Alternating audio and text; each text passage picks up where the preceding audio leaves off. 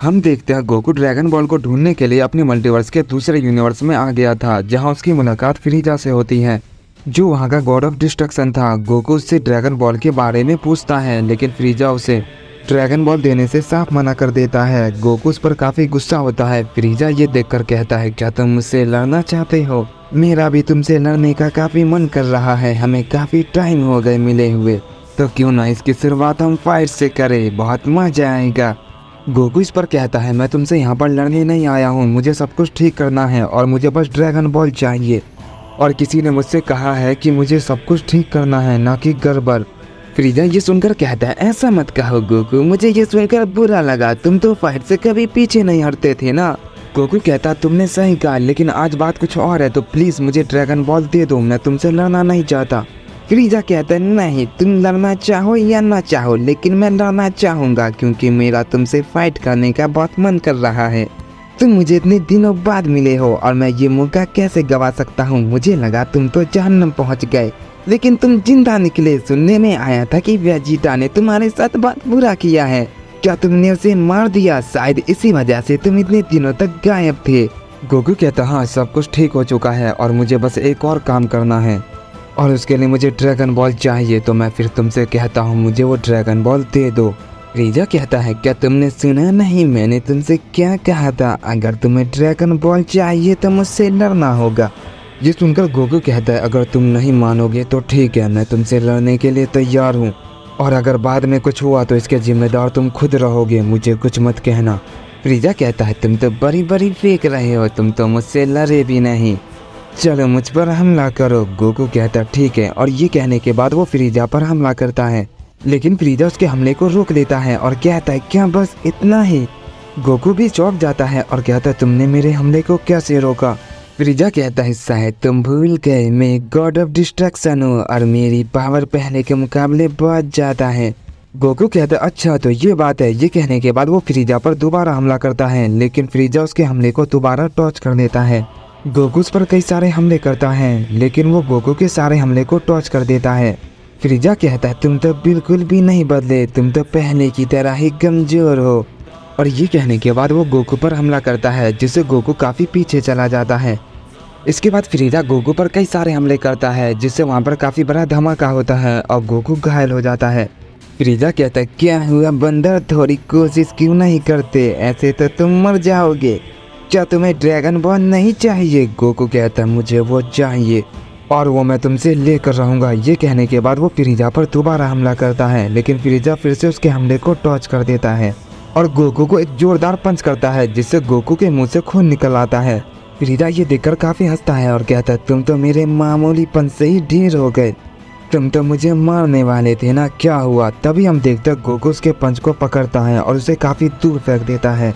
फ्रीजा ये देखकर थोड़ा सा चौंक जाता है और कहता है, बंदर, तुमने ये अचानक से कैसे किया? तुमने खुद को इतनी जल्दी रिकवर कैसे किया?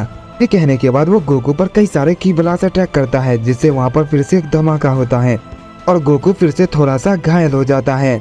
इसके बाद फ्रीजा कहता है, ना समझ गए कि तुम्हें लगा तुम मुझे हरा दोगे। इसके बाद फ्रीजा अपना सबसे पावरफुल हमला तैयार करता है और कहता है, मरने के लिए तैयार हो जाओ बंदर। और ये कहने के बाद वो गोकू पर अपना हमला कर देता है।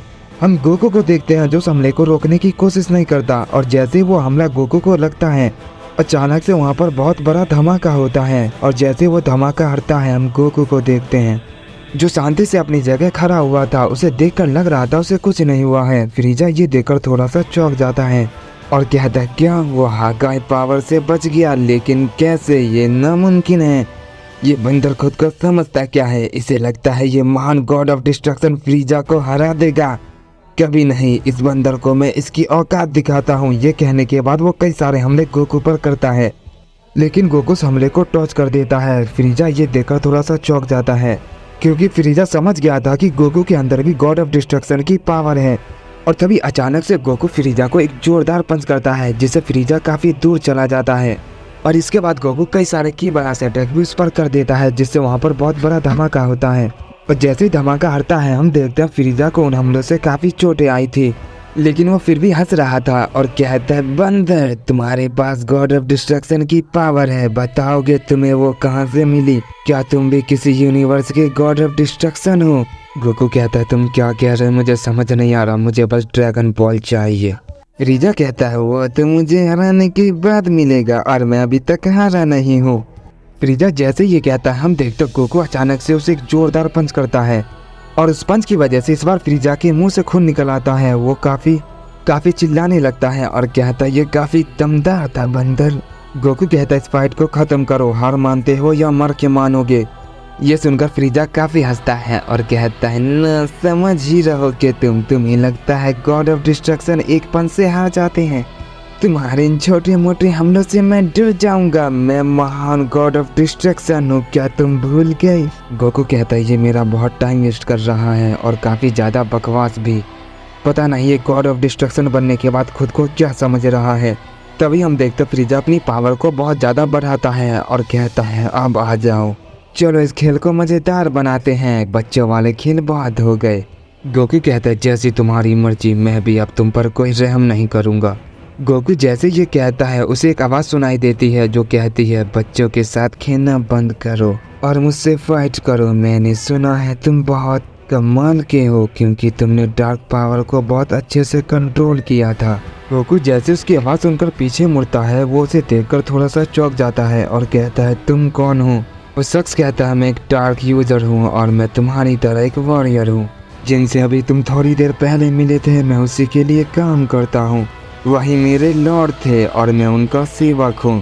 फ्रीजा ये सुनकर कहता है अच्छा तो तुम न करो, यहाँ नौकरों की कोई ज़रूरत नहीं, वापस लौट जाओ। और तुम्हारी हिम्मत कैसे हुई मुझे कमज़ोर कहने की, ना समझ कहेंगे तुम जानते हो मैं कौन हूँ। ये कहने के बाद फ्रीजा अपनी पूरी ताकत से उस शख्स पर हमला करता है लेकिन वो उसके हमले को बहुत इजीली टॉच कर देता है और एक ही झटके में फ्रीजा को जख्मी कर देता है जिसे कोई देख भी नहीं पाता। उस शख्स ने एक ही हमले में फ्रीजा की ऐसी हालत कर दी थी कि वो लड़ने के लायक भी नहीं रहता। फ्रीजा काफ़ी गुस्सा होता है और कहता तुम कौन हो, तुमने मुझे एक ही हमले में कैसे हरा दिया। वो शख्स कहता है मैंने तो वो हमला तुम्हें मारने के लिए किया था लेकिन तुम बच गए, इस पर शुक्र करो। फ्रीजा उठने की बहुत कोशिश करता है लेकिन वो उठ नहीं पाता। वो शख्स कहता है कोशिश करना बेकार है, बाई चांस अगर तुमने मुझ पर दोबारा हमला करने की कोशिश भी की तो मारे जाओगे, इसीलिए सोच समझ कर कदम उठाना। वैसे भी मैं तुम जैसे कीड़े मकोड़ों से लड़ने में अपना टाइम वेस्ट नहीं करूँगा। तो मैं कहाँ था, तुम्हारा नाम क्या है बताओगे। गोकू कहता है पहले तुम अपना नाम बताओ और तुम यहाँ पर क्यों आए हो और मुझसे तुम्हें क्या चाहिए। वो शख्स कहता है मेरा नाम नाइट रेवन है और मैं तुमसे तुम्हारी ताकत छीनने आया हूँ। गोकू कहता है अच्छा तो तुम्हें मेरी पावर चाहिए तो आजमा कर देख लो। नाइट रेवन कहता है इसका मतलब तुम अपनी ताकत मुझे नहीं दोगे, इसके लिए मुझे तुमसे फाइट करनी होगी। गोकू कहता है हाँ तुमने सही कहा। नाइट रेवन कहता है मुझे लगा था तुम मेरी पावर देख के तुम अपनी पावर मुझे सौंप दोगे, शायद तुमने देखा नहीं मैंने उसे कैसे हराया, जिससे तुम इतना पिट रहे थे मैंने उसे एक झटके में हरा दिया लेकिन तुम्हें फिर भी आकर नहीं आई। ठीक है जैसी तुम्हारी मर्जी। ये कहने के बाद वो गोकू पर अचानक से हमला करता है जिससे गोकू काफी दूर जाकर गिरता है। गोकू जैसे ही खड़ा होता है हम देखते हुए अचानक से गोकू पर फिर से अपना दूसरा हमला कर देता है। गोकू उसे भी नहीं देख पाता जिससे वो चोट खाकर काफी दूर जाकर गिरता है। नाइट रेवन कहता है मैंने जितना सोचा था तुम तो उससे काफी कमजोर निकले। ये कहने के बाद वो अपनी डार्क पावर से एक हमला बनाता है और गोकू पर कर देता है जिससे वहाँ पर काफी बड़ा धमाका होता है और जैसे वो धमाका हटता है हम देखते गोकू जमीन पर बेहोश पड़ा होता है।